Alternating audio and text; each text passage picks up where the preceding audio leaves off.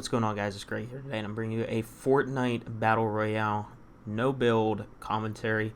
I think I get 13 kills here, starting with these guys. Now, there's a few things. I started playing this game on controller for the first time last season, since Season 9. I was always a KBM player on Fortnite, but with no building and no editing needed, I feel like I'd just rather be on controller because I've been using controller for way more years than keyboard consistently. So, having obviously more consistent aim on keyboard and mouse. One of the things, not on keyboard and mouse, on a controller, but one of the things about controller is in this game is there's very little aim assist past like close range.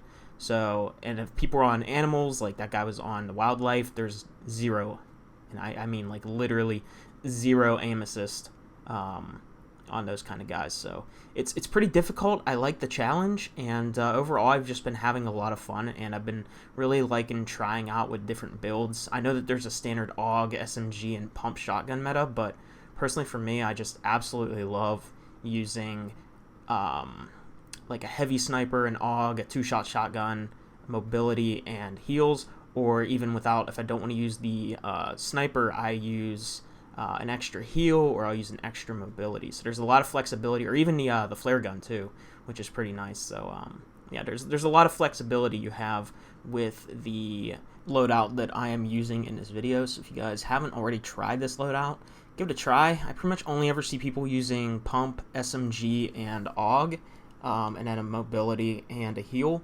And personally, I feel while that's great, having an extra slot for whatever you want, and it could be like a flexible slot, is just super, super powerful. And you can really switch things up depending on how the match is currently going. So yeah, that's about the loadout. Now, there's a couple things I do want to mention about the two-shot shotgun. I've had some bad instances with the two-shot shotgun where I will just run out of ammo when I'm taking on too many enemies, and then the only thing I have left is an AUG, which up close the AUG is just way less than ideal. So there's been times, where I can't even 1v3 a team because simply I just, might miss one of my pumps, and I only had 6 shots at my disposal. Usually takes about 2 pumps to kill somebody, like 2 separate pumps. So yeah, it's gonna take, usually you can get 2 kills with a full clip of the two-shot shotgun, so you really do have to be aware of that and kind of thinking it as you're playing and using it into your strategy while you're playing the game. And I'm becoming more conscious of that. I'm still dying to it on occasion, but I'm definitely much more conscious about it while I'm playing, and I try my best not to actually run out of shots and put myself in positions where I will run out of shots, and try to do it so that way I can play based off that. So yeah, that's just about that. And then another thing is, I think that the auto shotgun isn't as bad as a lot of people claim it to be, or just in general. I was using the auto shotgun earlier, and it's can be like a backup instead of running the two-shot, because up close, like whenever you're jumping around in close quarters fights and stuff, it can be really useful. But the downside to using the auto shotgun is that the DPS isn't really amazing. Like, you're not going to hit someone for like 170. You're really going to hit someone for like 120 on a good like hit. And again, if you hit another 120, sure, you'll probably secure the kill on a player. But it's toxic, by the way. All these people I've been running into lately just constantly rift and run away. And if I kill you out of the sky, I gotta give me the old Season 3, take the L. But anyways, back to what I was saying about the auto shotgun. I think the auto shotgun is actually a lot better than people give it credit for, just because up close you can jump around, slide around, all that kind of stuff. You don't have to worry about pulling out a sub. I don't know about you guys, but I don't like the SMGs this season. The Stinger, I never liked the Stinger, even last season. I was not a fan of the Stinger SMG. I like the Combat SMG. Now, the Combat SMG had a lot more recoil than the Stinger SMG, but the benefit of running the Combat SMG was you had more damage, and in the beginning, whenever like they first dropped it, it had the craziest headshot multiplier. It was, I think, 2.0 to be exact, and you could deal some massive damage with that SMG. So I got pretty accustomed to using a striker pump with the Combat, or I would just run the drum, because the drum was just absolutely busted. Like, I'm pretty sure all of you guys remember how insane the drum was. All you needed was a drum and an AUG last season, and you were pretty much good to go here in the no build. But now that they have removed the combat, I don't really like running the pump, because I just hate the stinger, and I believe they nerfed the stinger whenever they nerfed the SMGs in general, so it's still not the stinger that it once was, and for that reason alone, I'm not a fan, man. I'm just not a fan of the stinger. I feel it's just too weak. The DPS on it is not very good, and while it is a great finisher for the pump, I feel that in zero build, I'd rather be more mobile, jumping around, and not really trying to hug cover, especially because in the endgame scenarios, you never really know how it's going to be, where it's going to end. Even in the mid-game, sometimes you're caught in an open field. I mean, the striker, you kind of got to hug a tree, get that hit, and then pull out your gun behind cover, and then go ahead and attack the enemy. But that's obviously not ideal, not going to happen all the time. You might be in an open field, and things might not go out in the way that you wanted to. So I was going to try to revive my friends here at, you guys will see whenever we switch gears here. I was going to revive them. I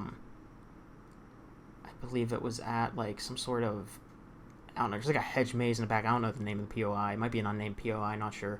But there was actually an enemy team there, and I ended up having to play this match solo for the rest of the match, and we ended up getting a win. I ended up getting 6 more kills. So overall, it was a pretty cool match. And you guys are going to see right here just kind of what I'm doing, which we'll get into that, what's going on in my head here shortly, but I just wanted to talk to you guys about, my loadouts, the guns I like to run, all that kind of shit. I kind of just rambled about them, I know. Hopefully I was making sense what I was trying to say about it, but yeah, I don't know. I just personally, I don't enjoy using the striker pump anymore after I discovered the 2-shot shotgun is pretty good. I mean, it's definitely not like the best, and I would still say that I would much rather use a pump, but if the SMG was still the combat SMG, or like, an MP5 or something from back in the day whenever they used to have the MP5 in the game, I would definitely still be using the pump, but I can't see myself using the Stinger SMG. I've never liked the Stinger, not even last season. So anyways, Fortnite Zero Build is all about positioning, and I feel like so many people don't understand positioning, especially in a third-person Battle Royale. So I wanted to kind of go over positioning, because I see so many people over-peaking and overextending a lot. Now, I still do it every once in a while, too, like just based off an ego chow, but like, basically, there's a right-hand peak advantage. So what this means is, since your character model's on the left, you have the advantage at peaking a right-hand peak. So anytime that you're going around cover or something, and you have to go to the right, you have the advantage over the enemy. So the way I play is I play a lot based off the right-hand peak, and if I know that I am going to reach out somebody and I have the left-hand peak, I'm not going to reach out, and I'll try to find a different angle. And that's kind of how Fortnite Zero Build plays, is it's all about finding creative angles in... it's all about finding creative angles whenever it comes to getting right-hand peaks on people. So as you guys can see, I'm searching for these guys that I had down, because I do not want people to get rezzed while I'm solo against other trios. And the reason I don't want other people up, obviously, is because it's going to make it that much harder for me to go ahead and finish the job and clutch up. So that is the main reason here that, I'm trying to thirst. And you guys are going to see that I end up pinging these two guys, and I'll just end up getting them pretty easily, because one of them I already had downed earlier, so he wasn't going to be able to heal, and this guy, he just kind of wasn't really paying attention. So yeah, I was able to take him out with a swiftness, and then this guy, again, he was weak from earlier, so that was a pretty easy kill. Now, there's 10 people remaining, 9 enemies, so basically 3 teams left, and this is where it's kind of lobby luck whenever you're in a situation like this, where it's 1 versus 3 versus 3 versus 3, or just anything like this where there's multiple teams left and you're by yourself. So situations like these, I was not expecting to win this match, but I was just going to try to get as many kills as I possibly could, while also playing it as smart as I could. I'm not just going to run out there in the open to just throwing myself at the enemies, especially because I would like to try to get a win. You know, it would be nice to get a win like this because it feels really satisfying, and I feel like I learn a lot in these kind of scenarios whenever I'm by myself and I have to play based off of third parties and trying to make sure that I'm picking the right enemies. So it's all about split-second decision making as well as making the right choice. And there were a couple, you know, hairy moments in here, and if I didn't have my friend call out that I still had a rift, I wouldn't have won this game, because I completely forgot I had the rift, because normally I never carry rifts. I always carry impulse as my mobility. That is the mobility that I am going to go for like 99% of the time, just because I don't really care for the gauntlets or the spidey gloves, whatever you want to call them, and I don't really care for rift, just because in my opinion I'd rather have the shockwave grenade, just so that way I can get away very quickly while also making sure I'm not going to take any fall damage. And that is like the number one thing. You're also harder to hit too with impulse, in my opinion, or shockwave, compared to rift. Like if someone rifts right over you, it's pretty easy just to look up, especially if you're on keyboard and mouse. It's really easy to track that player, in my opinion. But if you're on controller, it's very hard to track because there's no aim assist at that kind of range, and it's very, very weird angles. So right here, I hit this guy, and I'm not going to go for the kill. Again, I am solo right now. Right, my friends are not up, so it would be a death sentence for me to go ahead and try to thirst that guy. So I'm just going to go ahead and hit him, hopefully someone third parties, right? And I'm going to try to eat these shrooms. Of course, the stupid wildlife in this game. I wish the wildlife, like, didn't exist. I'm going to be honest with you. I really hate the wildlife in this game.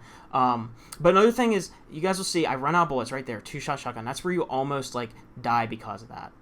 It's just... You gotta have it reloaded at all times, and if you're not dealing enough damage or if you're missing, like, it's kind of hairy for taking on multiple people. And again, that's why having the rift there was actually a really good thing. The rift could have saved me even if there was more than one person there, because I could have taken it and just gotten out there, so that way I could reposition, reload, and all that kind of stuff. Also, I had 6 HP, which is something that made this really crazy, this clutch. So you guys will see that I ate a couple clomberries, and then honestly, I'm just gonna say this lobby was like 90% luck, 10% skill, this win. Okay, I have to be honest with you guys. This was the luckiest win I've ever had. While there is some skill with positioning and rotation and like knowing where you're going, the amount of luck that had to occur here based off of where the other team was, you know, these enemies not being very smart, especially these last couple teams. You guys will see right here. I have my 50 cal, and what I want to do is try to get a headshot on one of them, so that way I can make it super easy on myself to try to get a kill, right? So I go ahead and I'm going to overextend peek, and I see this guy here, and I just miss him, right? He has a DMR, he hits me, breaks me, and he dealt, I think, 53 to me, so he did a little flash damage. And I'm going to wait for my overshield to recharge, because that overshield is basically my health right now. So I go ahead and fire off a flare, because I need to know how many people there are.